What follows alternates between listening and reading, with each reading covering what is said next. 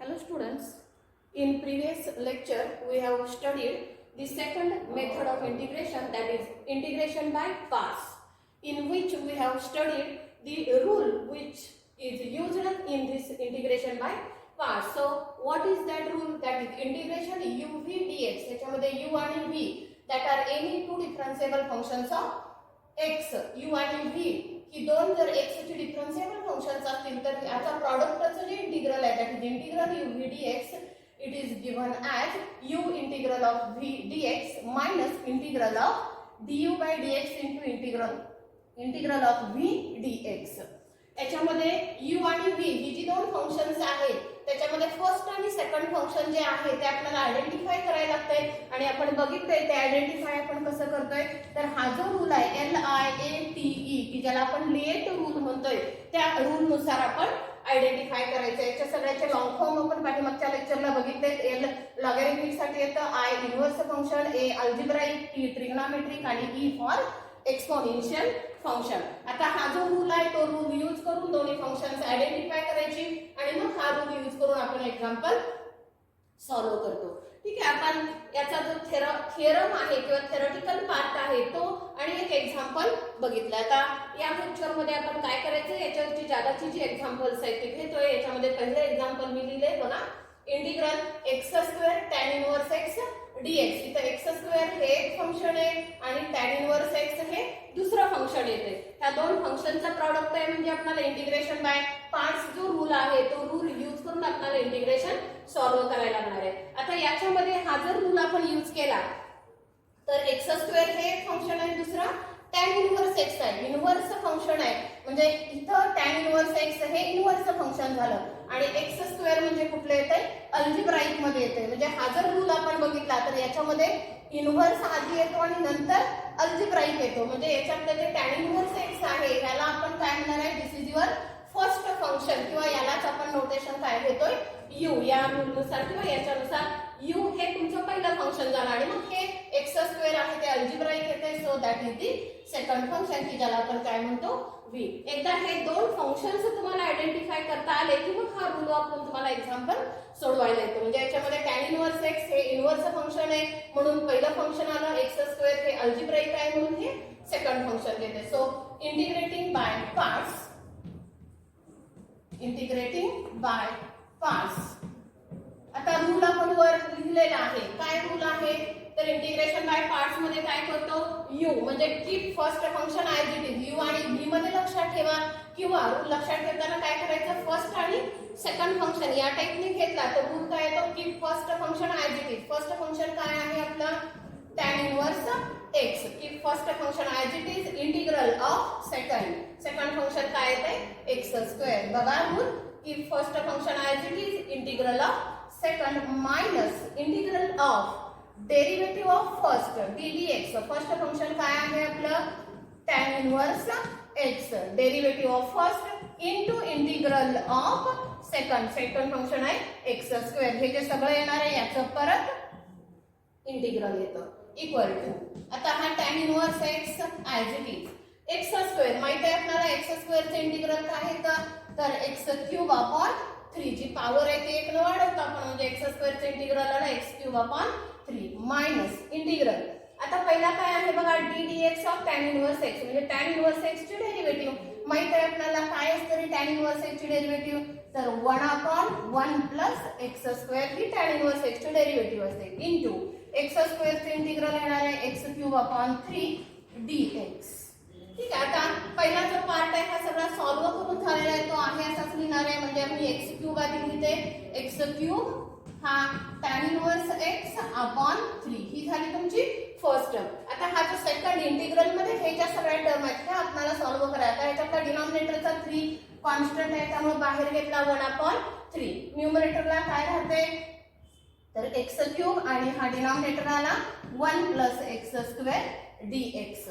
बघा 1 अपॉन 3 आणि इंटिग्रल मध्ये आलं x³ अपॉन 1 प्लस x². आता हा पहिलं सगळं सॉल्व्ह झालेलं आहे तर हे इंटिग्रल आपल्याला सोडवायचं. आता कसं सोडवता येईल रे आपल्याला हे इंटिग्रल, न्यूमरेटरला x³ आहे आणि डिनॉमिनेटरला 1 प्लस x² आहे. कुठल्या स्टँडर्ड फॉर्म मध्ये येते हे किंवा आपण आधीची जी तुम्ही बघितलंय, मी तुम्हाला म्हटलं होतं की सगळ्यात पहिली मेथड जी आहे इंटिग्रेशनची ती कुठली आहे, इंटिग्रेशन बाय सबस्टिट्यूशन, की ज्याच्या अंडर भरपूर सब मेथड्स येतात, त्यातली आपल्याला कुठली तर मेथड याच्यामध्ये यूज करावी लागणार आहे. कुठली मेथड आपण यूज करूया, इथे एक्स क्यूब दिसतंय, इकडं 1 + x² आहे, म्हणजे काय करता येईल, तर डायरेक्ट जी सबस्टिट्यूशनची मेथड आहे त्याने काय करायचं, हा जो डिनॉमिनेटर आहे 1 + x², त्याच्यासाठी आपण सबस्टिट्यूशन घेतोय. So put 1 + x² = take some t. कुठलंही नोटेशन तुम्ही घेऊ शकता. आता 1 + x² = t, म्हणजे हे जे सगळं x मधलं इक्वेशन आहे ते आपल्याला t मध्ये आणायचे. मग आता डेरिव्हेटिव्ह घेतली, 1 कॉन्स्टंट आहे त्याची 0, x² ची काय येते 2x आणि x ची आली dx = हा dt आला.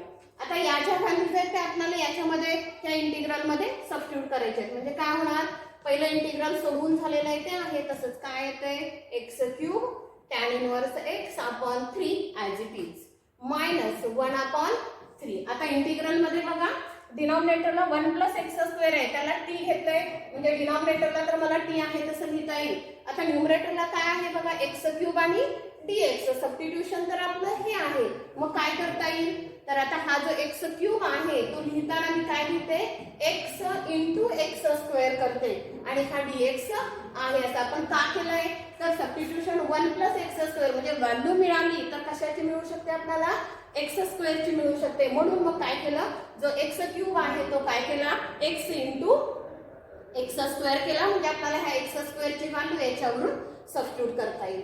सो दॅट = x³ हा tan 1x/3 as it is -1/3 पण आहे असा. आता याच्यामध्ये हा जो x² आहे त्या x² ची व्हॅल्यू, हे जे इक्वेशन दिसतंय, सपोज आपण याला इक्वेशन नंबर 1 म्हटलं तर याच्यावर x² ची व्हॅल्यू काय येणार आहे, हा 1 इकडे आला म्हणजे x² = काय होतं t - 1, म्हणजे हा जो x² आहे त्याच्यासाठी काय लिहिणार आहे मी, तर t - 1. डिनॉमिनेटरचं t आहे तसंच. आता राहिला काय याच्यातला, तर हा x आणि dx याची व्हॅल्यू द्यायची आहे. तर x dx बद्दल काय लिहिता येईल बघा, इथं आपल्याकडे काय आहे 2x dx आहे. आपल्याला व्हॅल्यू कोणाची पाहिजे, फक्त x आणि dx, म्हणजे हा 2 इथं मल्टिप्लाय होतो, इकडे गेल्यावर काय होणार, डिवाइड होणार. म्हणजे हा जो x आणि dx आहे, हा x dx त्याची व्हॅल्यू काय लिहिता येते आपल्याला, dt/2, आणि मग हे पूर्ण t मध्ये कन्वर्ट झालं.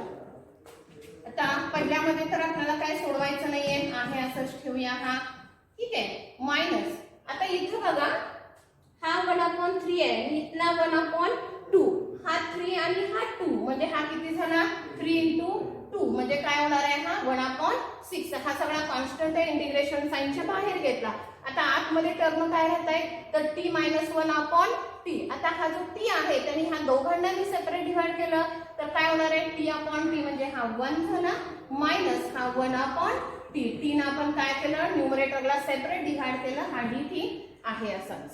सो दॅट = हा x³ tan 1x/3 -1/6. आता हे जे इंटिग्रल आपल्याला सोडवायचं आहे, इंटिग्रलचा जो अल्जिब्रा आहे त्याच्यानुसार याचं सेपरेट इंटिग्रल घेता येतं मायनस याचं, म्हणजे मग काय होणार आहे, इंटू हा 1 आहे 1 × dt, म्हणजे काय होणार आहे dt चं इंटिग्रल, माहिती आहे आपल्याला dt चं इंटिग्रल काय येतं, t येतं -1/t. 1/t चं इंटिग्रल काय येणार, मी सांगितलंय तुम्हाला इंटिग्रल सोडवताना शक्यतो काय करायचं, तर बघा इंटिग्रल मध्ये 1/t आहे, लक्षात ठेवताना काय करायचं, फक्त डेरिव्हेटिव्हचे फॉर्म्युले लक्षात असतील तरी आपल्याला हे सोडवता येतं. इंटिग्रेशन मध्ये 1/t आहे. आता 1/t कुणाचा डेरिव्हेटिव्ह असतो रे, बघा 1/t हा डेरिव्हेटिव्ह येतो कुणाचा, तर log t चा येतो. म्हणजे मग हे इंटिग्रल डेरिव्हेटिव्ह कॅन्सल झालं तर मग हे सोडून काय येतंय log t, म्हणजे 1/t चं इंटिग्रल मिळतं आपल्याला log t. आता सगळे इंटिग्रल्स सोडवून झाले, इंटिग्रेटिंग कॉन्स्टंट सगळ्यात शेवटी ऍड करायचं. आता हे फायनल सोल्युशन मिळालं, पण ही टर्म x मध्ये आणि ही t मध्ये आहे, आणि एक्झाम्पल आपलं सगळं x मध्ये आहे, म्हणजे हा जो t आहे तो थोडा काय करायला पाहिजे, रिप्लेस करायला पाहिजे. म्हणजे काय होणार आहे, हा x³ tan 1x/3 मायनस हा 1/6 आहे. तसा आता t आपण कशाला सबस्टिट्यूट केलंय, t कशाला घेतलंय, तर 1 + x² ला, म्हणजे t च्या जागी आलं हा 1 + x² मायनस log, परत t च्या जागी काय येणार आहे 1 प्लस एक्स स्क्वेअर प्लस दी इंटिग्रल कॉन्स्टंट. बघा सोल्युशन आपलं काय मिळालं. तर ह्या सगळं हे इथली टर्म फक्त टी मध्ये होती ती आपण रिप्लेस केली तर फायनल सोल्युशन आपल्याला मिळतंय x cube tan inverse x upon 3 minus 1/6 1 plus x square minus log 1 plus x square आणि मग प्लस इंटिग्रेटिंग कॉन्स्टंट येतोय. ठीक आहे. तर या टाइपने आपल्याला इंटिग्रेशन बाय पार्ट्स जो रूल आहे तो वापरून आपल्याला एक्झाम्पल काय करावे लागतात, सॉल्व्ह करायला लागतात. ठीक आहे. आता हे एक एक्झाम्पल घेतलं आपण. आणखी एखादं एक्झाम्पल घेऊया याच्यामध्ये. बघा सेकंड एक्झाम्पल आपण याच्यात घेऊया. Integral x sin 2x cos 5x dx. Example काय आहे बघा.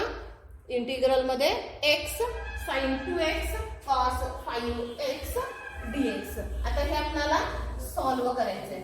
बघा आता इंटिग्रेशन बाय पार्ट्स म्हणतोय आणि याच्यामध्ये एकूण किती टर्म दिसतायत रे तुम्हाला. एक x आहे, दुसरी sin x आहे, तिसरी cos 5x आहे. ते इंटिग्रेशन बाय पार्ट्स म्हणतोय. दोन टर्म लागतात पण इथं 3 आहेत. मग इंटिग्रेशन बाय पार्ट्स आपल्याला घेता येणार नाही का. घेता येतंय. फक्त काय करायला पाहिजे, ह्या ज्या 3 टर्म आहेत ह्या 2 टर्म मध्ये कन्वर्ट करायच्या. आता कशा कन्वर्ट करणार. एक्स तर आहे असाच ठेवला पाहिजे. ट्रिग्नोमेट्रीच्या ह्या ज्या 2 टर्म आहेत त्या 2 सेपरेट टर्म मध्ये आपण कन्वर्ट करतोय आणि मग ते कन्वर्ट करायला काय करायला लागणार. तर मी इथं काय करते 2 ने मल्टिप्लाय करते. म्हणजे हा झाला माझा 2 sin x cos 5x dx. म्हणजे याच्यामध्ये मी हा 2 जागा घेतला म्हणजे मला इथे घेऊन तो काय केला पाहिजे, कॅन्सल. म्हणजे हा 2 ला 2 कॅन्सल झाला की ओरिजिनल इंटिग्रल जे आहे ते आपल्याला मिळते. आता हे ऍडजस्टमेंट आपण कशासाठी करतोय तर इंटिग्रल मध्ये ह्या ज्या 3 टर्म आहेत त्या फक्त 2 टर्म मध्ये आपल्याला कन्वर्ट करायचे. आता x तसाच ठेवला. आता 2 sin 2x आणि cos 5x. आता एक्सपान्शन फॉर्म्युलेज तुम्हाला सगळे झालेले आहेत. आता हे कुणाचं एक्सपान्शन आहे तर हे कुठलं 2 sin आणि cos. 2 sin cos कुणाचं एक्सपान्शन येतं. फॉर्म्युलेज आपल्याला माहित असले पाहिजे. झालेले आहेत सगळे. 2 sin आणि cos हे एक्सपान्शन कुणाचं येतं sin प्लस साइनचं. म्हणजे आपल्याला काय करता येईल sin a plus b. a म्हणजे 2x आहे आणि b किती आहे आपला 5x. म्हणजे sin a plus b plus sin a minus b. बघा तुम्हाला आठवत असतील फॉर्म्युले तर हा जो फॉर्म्युला आहे हे एक्सपान्शन या टाइपने येतं तुम्हाला sin a किंवा sin c plus sin d. तुम्ही नोटेशन्स दॅट इज इमटेरियल कुठली घेतलेली असतील. सपोज c आणि d नोटेशन अँगलला घेतला असेल तर sin c plus sin d हा काय येतो 2 sin cos. आणि अँगल पहिल्याचा येतो c प्लस d/2 आणि दुसऱ्याचा येतो c मायनस d/2. आता तो जो रूल आहे तो वापरून आपण ही 2 sin 2x आणि cos 5x आहे ते या टाइपनी लिहिले. आता सिम्प्लिफाय करूया आपण. याला काय होतं हा x आहे असंच. आता इथं 2x प्लस 5x म्हणजे किती झाला 7x झाला प्लस sin. आता इथं 2x मायनस 5x आहे म्हणजे किती येणार आहे ते मायनस 3x आणि dx. So 1/2 as it is integral x आहे असाच. आता हा sin 7x. आता sin मायनस 3x आणि आपल्याला निगेटिव्ह अँगलचा फॉर्म्युला माहित आहे. sin ऑफ मायनस थीटा काय येतो मायनस sin थीटा. म्हणजे sin ऑफ मायनस 3x काय झाला मायनस sin 3x dx. आता हे x ही एक टर्म होईल आणि ब्रॅकेट मधली सेकंड टर्म आहे. असं इंटिग्रेशन बाय पार्ट्स घेतलं तरी चालतं किंवा थोडं मोठं वाटत असेल तर काय करूया x नी आतमध्ये ब्रॅकेटला जर मल्टिप्लाय केलं तर हीच इंटिग्रल्स आपली काय होत आहे हा 1/2 इंटिग्रल x ने ब्रॅकेटला मल्टिप्लाय केला तर काय होतोय x sin 7x dx. आता लागलंच काय करूया आपण x ने पण मल्टिप्लाय करूया आणि इंटिग्रल पण सेपरेट करूया. एका स्टेप मध्ये आपल्याला घेता येतं. हा x sin 7x dx एक झाला मायनस दुसरा काय येणार आहे हा x पुढे आहे sin 3x आणि dx. म्हणजे आपण x ने ब्रॅकेट मध्ये मल्टिप्लाय केला आणि लागलीच ही दोन इंटिग्रल्स काय केली सेपरेट केली. आता ही जी दोन इंटिग्रल्स आहेत आता याच्यामध्ये बघा x दिसतोय sin ट्रिग्नोमेट्रिक टर्म आहे. याच्यात पण x आहे आणि sin आहे म्हणजे ट्रिग्नोमेट्रिक टर्म आहे. म्हणजे दोन टर्मचा प्रॉडक्ट आहे, म्हणजे परत आपल्याला काय करायला पाहिजे, तर इंटिग्रेशन बाय पार्ट्सच्या रूलनी ही दोन्ही इंटिग्रल्स आपल्याला सोडवायला पाहिजे. So integrating by parts, integrating by parts. आता इंटिग्रेशन बाय पार्ट्स घ्यायचंय म्हणजे आपल्याला काय करायला लागणार आहे, फर्स्ट आणि सेकंड टर्म पहिला डिटरमाइन करायला लागते. एक्स एक टर्म आहे आणि दुसरी साइन. साइन आहे म्हणजे ट्रिग्नोमेट्रिक झाली, एक्स आहे म्हणजे अल्जिब्राइक झालं. म्हणजे पहिली टर्म एक्स अल्जिब्राइक आहे आणि साइन म्हणजे ट्रिग्नोमेट्रिक आली. बघा एक्स अल्जिब्राइक मध्ये येते आणि साइन रेशो ट्रिग्नोमेट्रिक मध्ये येतोय. आणि मग आपला हा जो लिएट रूल आहे त्याच्यानुसार ए आधी येतोय आणि टी नंतर येतोय. म्हणजे हा जो एक्स आहे ही फर्स्ट टर्म येणार आणि ही सेकंड टर्म. सिमिलरली हा एक्स फर्स्ट टर्म आणि हा सेकंड टर्म येतो. आणि मग इंटिग्रेशन बाय पार्ट्स दोन्हीकडे आपण यूज केला तर काय येतोय, हा 1/2 आहे तसा. बघा तर पहिल्याला इंटिग्रेशन बाय पार्ट्स फर्स्ट आणि सेकंड टर्म लिहिले. रूल काय सांगतो आपल्याला इंटिग्रेशन बाय पार्ट्सचा, तर keep first term as it is. First term काय आहे x, keep first term as it is, integral of second. बघा rule, keep first term as it is, integral of second minus integral of d dx, derivative of first. first आहे x into integral of second. बघा rule व्यवस्थित लक्षात ठेवायचा. Rule काय आहे, keep first function as it is, integral of second minus integral of derivative of first into integral of second. हे फक्त पहिलं x sin 7x याचं इंटिग्रल झालं पहिल्या टर्मचं, मायनस सिमिलरली हा दुसरा जो इंटिग्रल आहे त्याचं परत इंटिग्रेशन बाय पार्ट्स घ्यायचं. परत की first term as it is म्हणजे x तसाच ठेवला, इंटिग्रल ऑफ सेकंड म्हणजे sin 3x dx चे इंटिग्रल आलं, minus integral of d dx, derivative of first into integral of second. ठीक आहे. आणि मग आता इंटिग्रल साइन मध्ये जी नोटेशन्स आहेत त्याची फक्त इंटिग्रल्स घ्यायची. म्हणजे काय येणार, हा 1/2. आता इथं x तसाच ठेवला, sin 7x, sin 7x चे इंटिग्रल.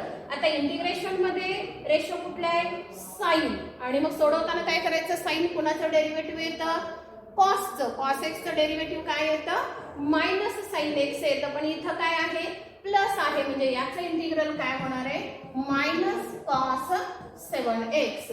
आता अँगल x च्या ऐवजी काय आहे, 7x आहे. म्हणजे परत कंपोजिटच्या रूलने काय येतं, तर into derivative of this 7x. पण इनटू डेरिव्हेटिव्ह घेताना 1 घ्यायची. इंटिग्रेशनला 1 डेरिव्हेटिव्ह, डेरिव्हेटिव्हला समोर घेतो आपण. म्हणजे sin 7x याचं इंटिग्रल काय आलं, minus cos 7x into 1/7x ची डेरिव्हेटिव्ह घेतली तर काय येते, 7. हे झालं sin 7x चं integral, minus d dx of x. x चं विथ रिस्पेक्ट टू x चं डेरिव्हेटिव्ह काय येतं, 1. आता sin 7x चं डेरिव्हेटिव्ह इंटिग्रल आपण इथं लिहिलंय, परत सोडवायची काही गरज नाही. काय येतंय, आहे असंच लिहूया, cos 7x अपॉन 7 आणि dx. हा फक्त आपला पहिला पार्ट सोडवून झालाय. ओके, मायनस सिमिलरली आता इथं x आहे तसंच, परत साइनचीच टर्म आहे.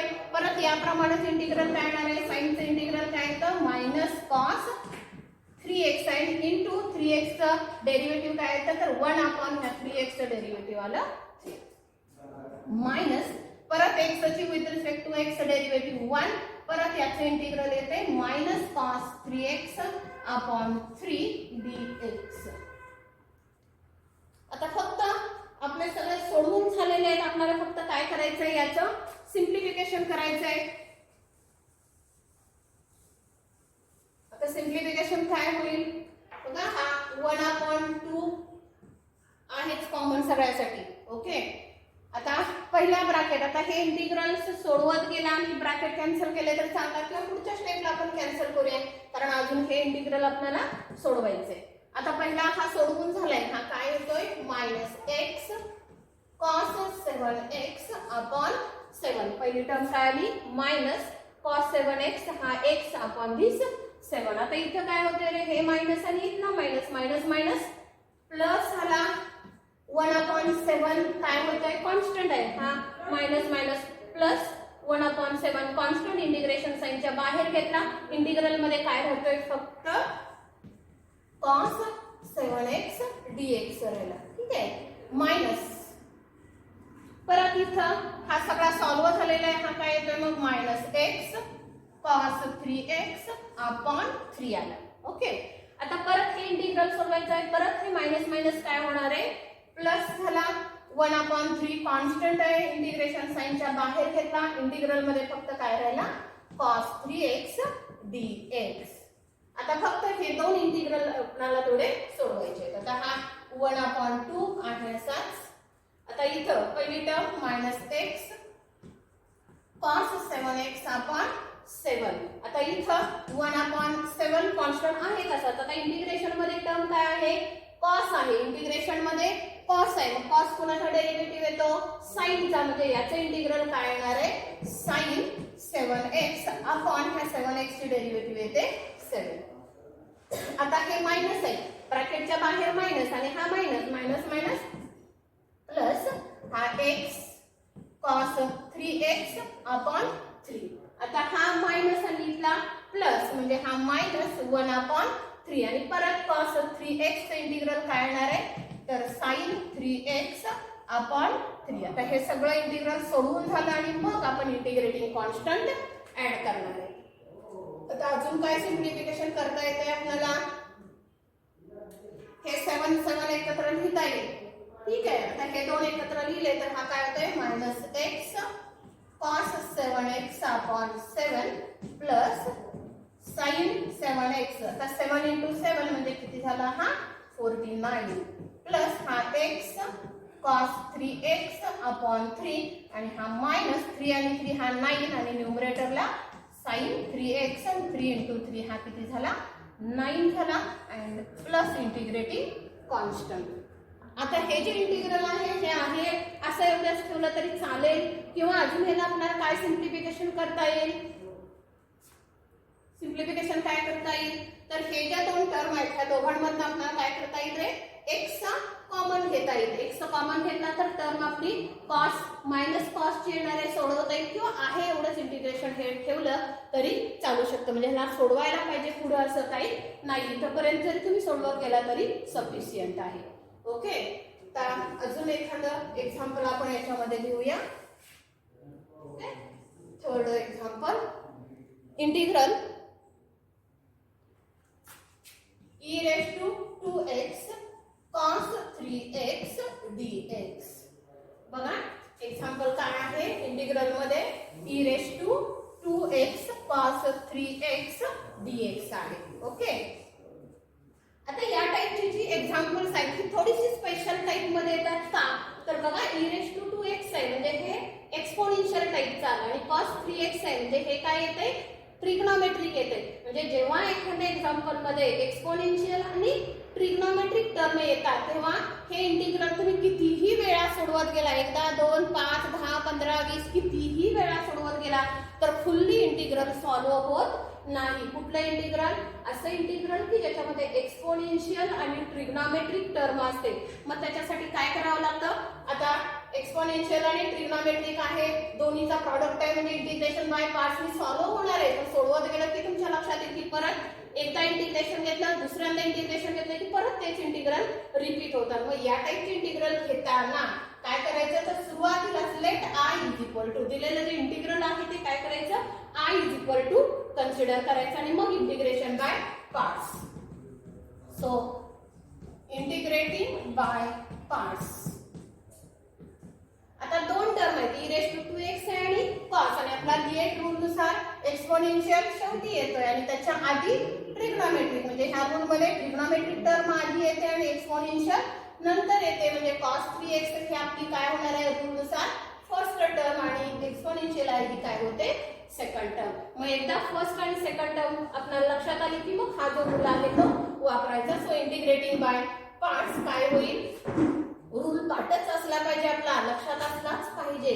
रूल काय आहे की first term as it is. आता फर्स्ट टर्म काय आहे रे, cos 3x की first term as it is integral of second आहे e⁻²x minus integral of derivative of first D D x, first term आहे cos 3x into integral of second.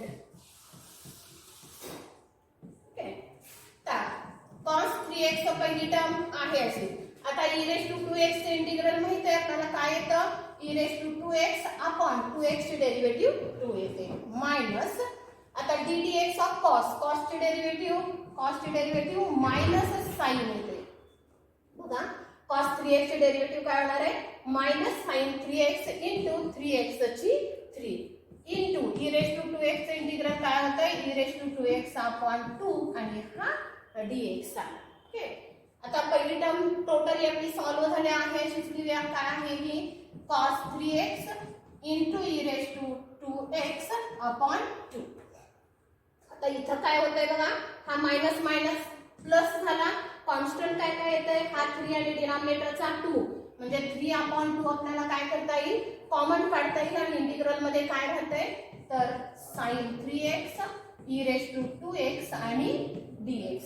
आता बघा इथं काय लक्षात येतंय का तुमच्या, पहिलं इंटिग्रल तर आपलं सॉल्व्ह झालेलं आहे, पण हे दुसरं इंटिग्रल आलं, परत याच्यामध्ये दोन टर्म आले, एक sin 3x आहे, दुसरा e raised to 2x. परत ट्रिग्नोमेट्रिक एक टर्म आले आणि एक्सपोनेन्शियल, म्हणजे हे जे सेकंड इंटिग्रल आहे ते परत आपल्याला इंटिग्रेशन बाय पार्ट्स नी सोडवायला लागतंय.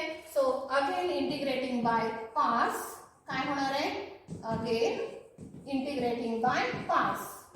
आता परत आपल्याला फर्स्ट आणि सेकंड टर्म ट्रिग्नोमेट्रिक आहे म्हणजे ही फर्स्ट टर्म येणार आणि एक्सपोनेन्शियल सगळ्यात रूल मध्ये शेवटी असतो, म्हणजे e raised to 2x काय झाली आपली सेकंड टर्म. आता हे जे सेकंड इंटिग्रल आहे त्याचं परत इंटिग्रेशन बाय पार्ट्स आपल्याला घ्यायचंय. रूल तोच आहे, पहिली टर्म टोटली सॉल्व्ह झाली, आता ती आहे अशीच ठेवायची आणि सेकंड टर्म जी आहे ती फक्त आपल्याला सॉल्व्ह करायची. आता काय येणार बघा, e raised to 2x cos 3x upon 2. This is I is equal to, ही पहिली सॉल्व्ह झालेली प्लस 3/2 आहे असं. आता परत याच्यासाठी इंटिग्रेशन बाय पार्ट्स रूल काय की first term as it is, first term काय आहे sin 3x, ती first as it is, integral of second minus integral of derivative of first into integral of second. आता ही इंटिग्रल्स आपल्याला फक्त solve करायचे. पहिला सॉल्व्ह झालेला आहे असा e raised to 2x cos 3x upon 2 आहे तसाच प्लस हा 3/2. आता हे इंटिग्रल सोडवायचं, sin 3x आहे असा e raised to 2x integral आपण पाठीमागच बघितलंय काय येते तर e raised to 2x upon 2 minus आता dx sin 3x चे डेरिव्हेटिव्ह, sin चे डेरिव्हेटिव्ह काय येते cos 3x इंटू 3x ची काय आली 3 इंटू हे इंटिग्रल काय येणार आहे e raised to 2x upon 2 आणि dx. So that equal to बघा हा काय आला e raised to 2x cos 3x upon 2 plus आता हे सॉल्व्ह झालेलं आहे 3/2 ने याला मल्टिप्लाय करूया म्हणजे हा 3/2 डिनॉमिनेटरचा आणखीन एक 2 म्हणजे किती होणार आहे 3 2 इंटू 2 4 झाला आणि ह्या टर्म काय काय येत आहे तर sin 3x आणि e raised to 2x आहे. आता याच्यामध्ये बघा काय येत आहे हे प्लस आहे हा मायनस आहे म्हणजे पुढची टर्म काय झाली मायनस. आता इथला 3/2 आणि इथला परत 3/2 म्हणजे किती होणार आहे हा 9/4 3 इंटू 3 9 2 इंटू 2 4 म्हणजे 9/4. पण इंटिग्रल सगळा सॉल्व्ह झालेला नाही हा 9/4 इंटू तर इंटिग्रल मध्ये काय येते बघा परत cos 3x e raised to 2x आणि dx आहे. हे इंटिग्रल आहे आपलं I is equal to.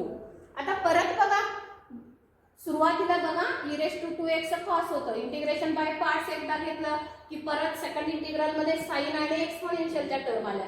परत एकदा इंटिग्रेशन बाय पार्ट्स घेतलं तर इंटिग्रल आपलं सगळं सॉल्व्ह झालं का नाही ह्या दोन टर्म सॉल्व्ह झाल्या. परत इंटिग्रल मध्ये काय आलंय cos आणि एक्सपोनेन्शियलची टर्म आल्याने आपलं हे जे इंटिग्रल दिसतंय हे इंटिग्रल म्हणजेच बघा आपलं दिलेलं एक्झाम्पल आहे का दिलेल्या एक्झाम्पल मध्ये काय आहे e raised to 2x आणि cos 3x म्हणजे परत हे दोन आहे असं ठेवलं, परत हे सोडवत गेलं की काय होणार आहे रे, आतापर्यंत एवढं कॅल्क्युलेशन केलं, परत त्याच्या पुढे येणार आहे, परत तीच टर्म येणार आहे. म्हणजे म्हणून मी सुरुवातीला म्हटलं की या टाइपची जी एक्झाम्पल्स आहेत कुठली की ज्या इंटिग्रल मध्ये एक्सपोनेन्शियल आणि ट्रिग्नोमेट्रिक दोन्ही टर्म येतात तिथं आपल्याला डायरेक्ट इंटिग्रल सॉल्व्ह होत नाहीये. आपल्याला तिथं काय करायला लागतं, तर दिलेलं जे इंटिग्रल आहे ते I is equal to consider करायचं,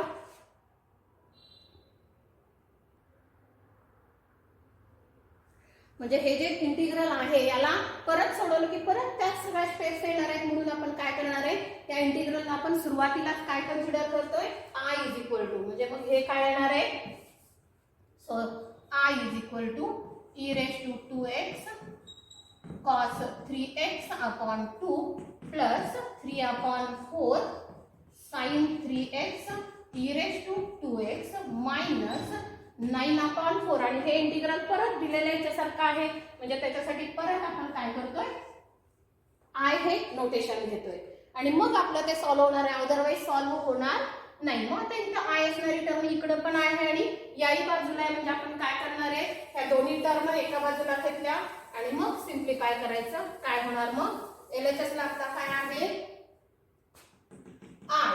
आता या बाजूची R ची टर्म इकडे घेतोय, मायनस आहे, म्हणजे या बाजूला काय होणार आहे प्लस, म्हणजे काय झाली 9/4I इक्वल टू.